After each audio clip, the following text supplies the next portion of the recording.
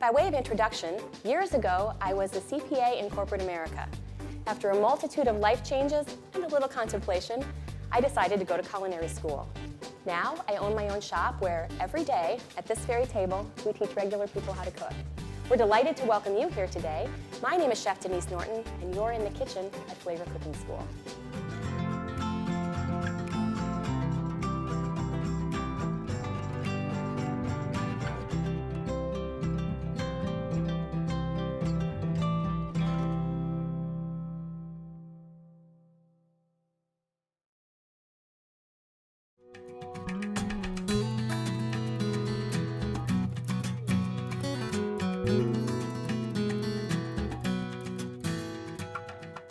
The first dish in our inspired Mediterranean menu today is a lemon, rosemary, olive oil cake.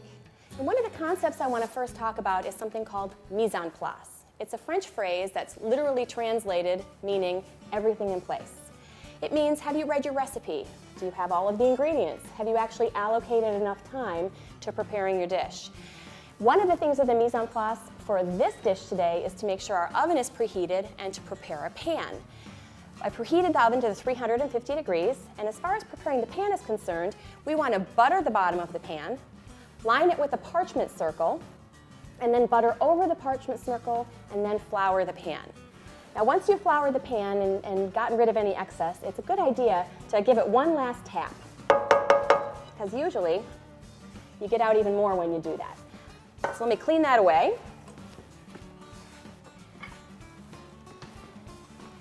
And now we're going to start with the cake. This is a classic wet ingredient, dry ingredient cake, which means we're going to put our dry ingredients together, our wet ingredients together, mix them separately, and then mix them together. So we're going to start first with our dry ingredients. Here we have 2 cups of flour, 2 teaspoons of baking powder, a half a teaspoon of baking soda, and a half a teaspoon of fine sea salt. Now to this mixture, we're going to add 1 more cup of flour, so in total we have 3. But I wanted to talk about measuring. It's important in baking to over measure like this and then give it a scrape off so we get a really good accurate measure. There's a lot more science in baking than in cooking, and so it's important to get a really accurate measure. So next we're going to do the rosemary. Now rosemary is a very hardy herb. We want to make sure we take the leaves off the stem, and then we're going to give them a good mince. Now rosemary might be considered a rather unusual ingredient for a cake, but the flavor is going to be nice and subtle at the end, and it's going to make our cake just a little unique. We do want to make sure that we mince this nice and small because we don't want to have any big pieces of rosemary in our finished cake. So we're adding our 2 tablespoons of minced fresh rosemary, and then here we have all of our dry ingredients. We're going to use a whisk to basically aerate the ingredients, make sure the leaveners are all mixed throughout, and break up any lumps that's in the mixture. Next we're going to move on to the wet ingredients. We'll first start by zesting the lemon. We're going to use a microplane tool to do that. The zest is actually the outside of the lemon. Sometimes it's also called the rind. I do want to show you that underneath this white part is called the pith. That's actually bitter, and we don't want to grate the pith because that could impact the flavor of our cake. Now interestingly, this wonderful tool that we're using here, called the microplane, is great, no pun intended, because it can't actually grate pith underneath because the holes are so small and the pith is so oily. So this is one of those tools that you can't really mess it up, which is awesome. Okay, so there is our zest. Next, we are going to juice our lemon. And we need 1/4 cup of lemon juice. And generally speaking, it takes anywhere between 1 to 2 lemons to get 1/4 cup. And now we'll be putting our wet ingredients in the bowl of the stand mixer. So there's 1 tablespoon of lemon zest, our 1/4 cup of lemon juice. Here I have the 1/2 cup of olive oil and a 1/2 cup of whole milk. Then we're going to add sugar, 1.5 cups. Now I realize sugar is not considered a wet ingredient, but we're going to add it to these ingredients so that it will blend better into our recipe. And then lastly, we're going to do our 3 eggs. Now when I do eggs and I'm adding them to a batter, I like to crack them in a separate bowl check them out, make sure they're good, and then add them to the batter. You never know when you're going to run into a shell, or maybe even a spoiled egg, and if you crack it directly into the batter, unfortunately, you might ruin all the ingredients that are in the batter. So this way it ensures that you're being safe. We're going to mix this on low speed for about 2 to 3 minutes until the ingredients blend and the sugar dissolves a little bit.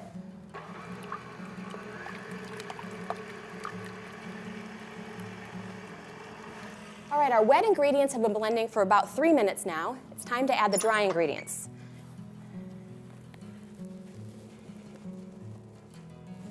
And one thing you read in recipes all the time is add the flour mixture and do not overmix.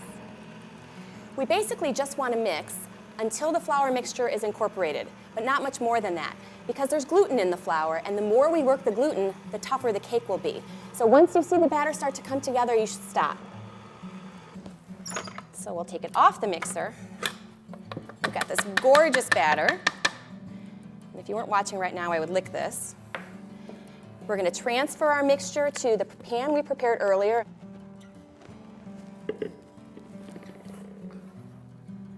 You can see the specks of rosemary. It's so pretty. And now we'll give our cake pan a little tap and put it in our preheated 350-degree oven. We'll set the timer for 45 minutes. And before you know it, we'll have cake. The second dish in our inspired Mediterranean menu today is, well, I like to call it the very green salad. All of the salad ingredients are green, and we're using herbs to create the dressing, and so that makes the dressing green too, so hence the name very green salad. We're first going to start our mise en place with working on the salad ingredients. I got a bit of a head start over here. We have 2 heads of julienne romaine and a white onion julienne, a half a white onion julienne. Now we're going to work on the cucumber. This is an English cucumber. It comes packed in plastic, and we're going to use about half of it for this recipe today.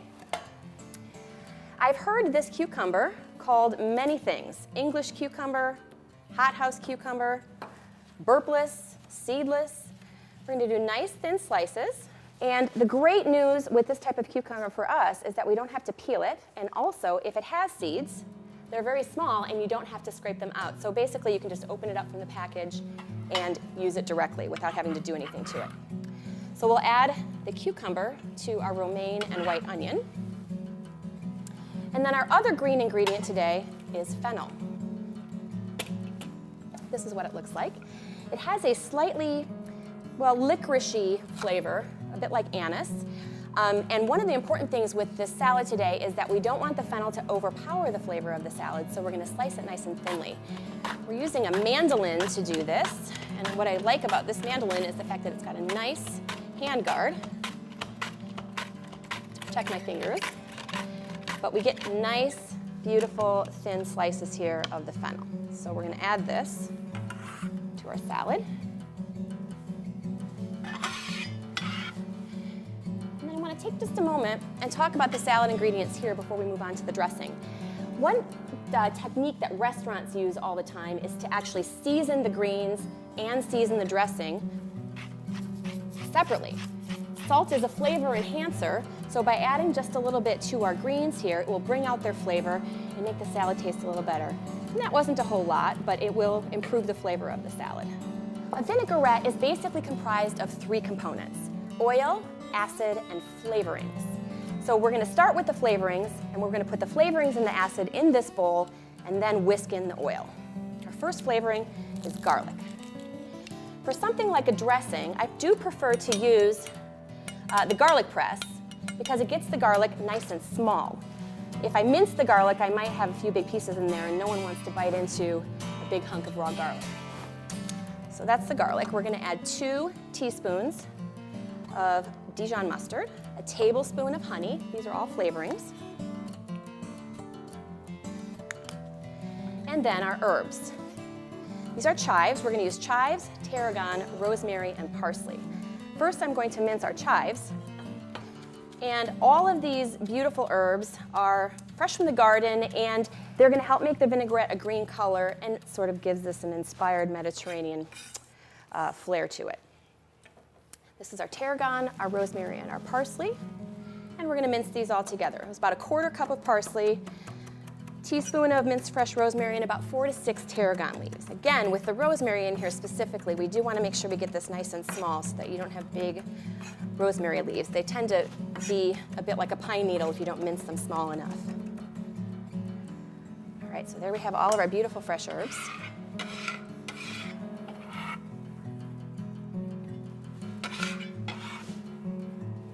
So we have our flavorings in here. We're going to now add the acid. And everything should go in this bowl except for the oil. So all your flavorings and your acid, which in this case was 3 tablespoons of white wine vinegar. Now we're going to whisk in the oil. This takes a little bit of eye-hand coordination, a little practice, but you want to do it in a nice, slow, steady stream like I'm doing here. And what we're doing is breaking up the oil into smaller bits so it will combine more readily with the acid. Oil and acid aren't naturally well combining, so we are doing this to allow for that to happen. And in this recipe is also some mustard that we put in here. And mustard is what we call an emulsifying agent. It will actually help the oil and the acid combine. This is called a temporary emulsion, which means it will stay together for a little while. If it separates, you can just re-whisk it back up and continue with your dressing. So it's nice and emulsified and combined. And now we're going to season the dressing. We're going to taste it for balance. Does it have a good oil and acid balance, which this does? And then we are going to add a little salt to this. Okay. Lastly here, we are going to dress the salad. One of the important techniques here is not to overdress. So you want to add only a portion of this to your salad and toss it through, and then make a decision if you need some more. You can always add more, but once you've added too much, you can't take that out. So it's best to do this sparingly. And I think that looks great. Got great, beautiful green color in our very green salad, fresh Mediterranean herbs. And last but not least, we want to make sure that we taste this part to make sure that this is well balanced. And I think it needs just a little bit more salt. So our flavor takeaways in this recipe today are that we want to make sure we season the greens, that a vinaigrette is comprised of oil, acid, and flavorings, and lastly, don't overdress your salad. Add a little bit at a time because you could always add more, but you can't take it out once you've added too much. And here we have our beautiful, very green salad.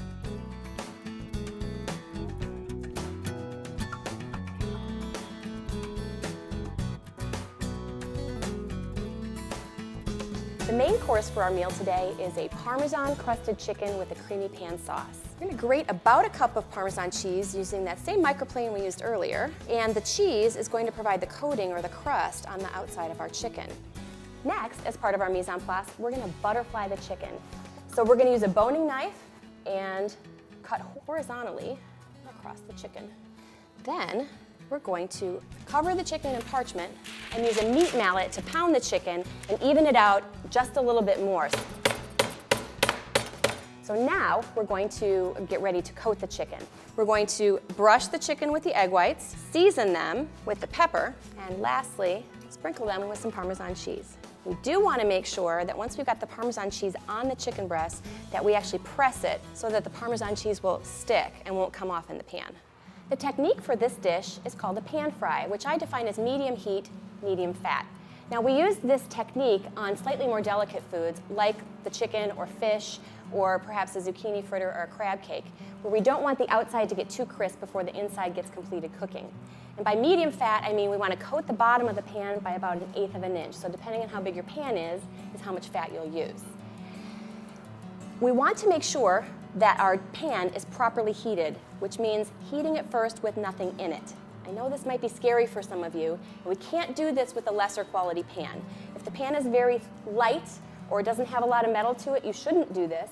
But with a good quality heavy pan, we heat it first with nothing in it, the pores of the pan open, and now we're going to add our fat, and again we want to add about 1/8 of an inch to the entire pan. This will basically create a non-stick surface for us. And we can see, since the pan is hot, that the oil is already shimmering and glistening, so now we're ready to add our chicken. We want to add it presentation side down. You'll hear a nice good sizzle. And we're going to get a good sear. It takes about 3 to 6 minutes to get a sear. So we'll come back and check on this in just a few minutes. While we're letting the chicken cook, we are going to work on the preparation for the mise en place for the sauce. Now, at home, I suggest you have all of this done before you start cooking, but in the interest of time here, we're going to just do a couple quick things to get our sauce ready. Here we have green scallions, aka green onions.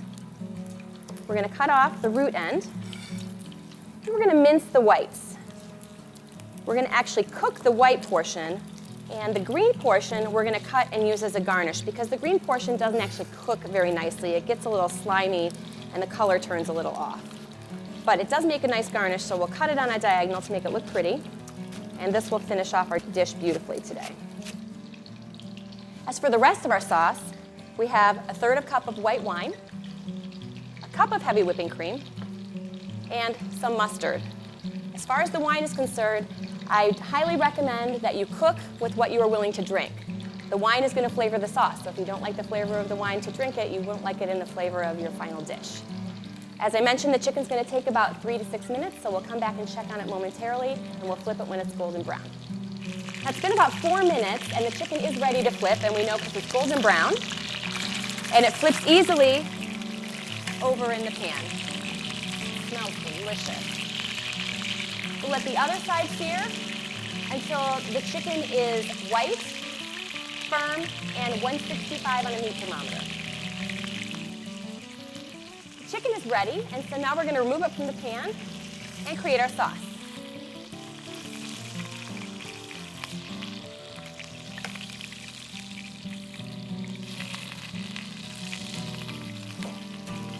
There's some beautiful bits at the bottom of the pan.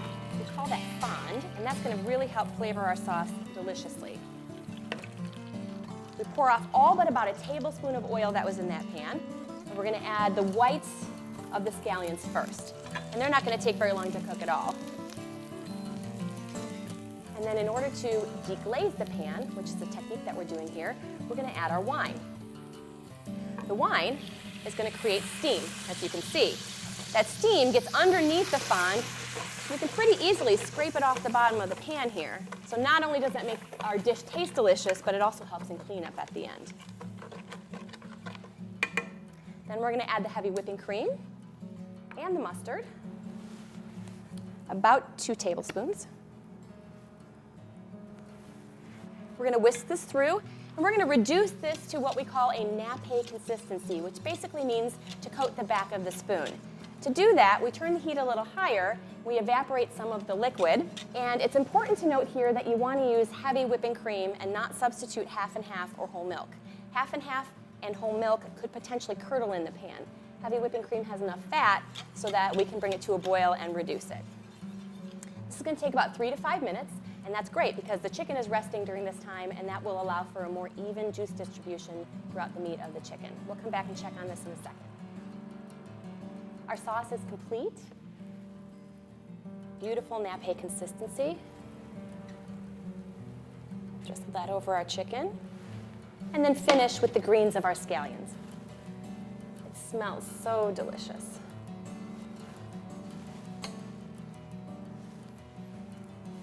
Now for the moment I've been waiting for.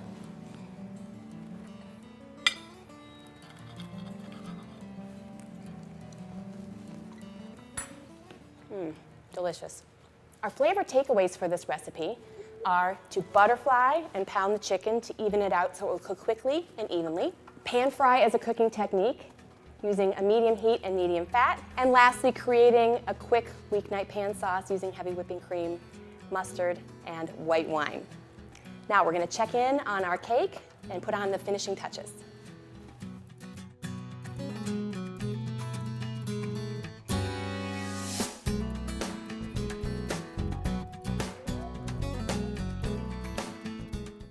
The cake's been in the oven about 45 minutes, so let's give it a check. Oh, it looks fantastic. It's got a golden brown color on the top. It's pulling away from the edges. And the best test for us to do is a toothpick test. If the toothpick inserted comes out clean, then the cake is done, which it is. At home, you're going to want to leave this in the pan for at least 10 minutes to cool, so it will set the structure. The gluten needs time to cool, so it will create the structure for the cake. While that's cooling, we're going to finish our glaze. This is 2 cups of powdered sugar, which I'm sifting. That's so that we can avoid lumps in the glaze. And then we're going to add a teaspoon of lemon zest and lemon juice. Now, it's best to add the lemon juice sparingly because we can always add more. If you find you've added too much lemon juice, you're going to have to overcompensate with quite a bit of extra powdered sugar. And what we're looking for with the glaze is a nice pouring consistency that we can pour right over the top of our cake. Now here, it's still a little dry, so I think I'll add a little more lemon juice. And before you know it, this comes together so beautifully. This gives the cake a really wonderful sort of sweet, sour punch over the top. It really puts the icing on the cake, so to speak. I think just a little more. This has a beautiful drizzling consistency, so I think we're ready to go on the glaze. To unmold the cake from the pan, we're going to use a paring knife, and we're going to basically score around the edge of the pan. We want to do this with a nice smooth movement. Avoid going up and down like this because that can gouge the outside of the cake. And because we prepared our pan so beautifully, it comes right out. Now let's glaze the cake.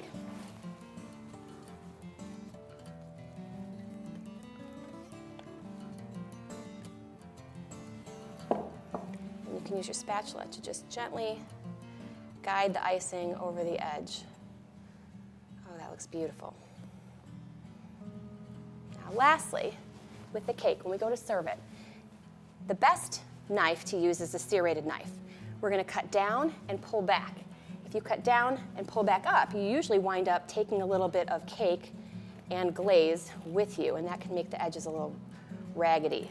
So here we go, down and out.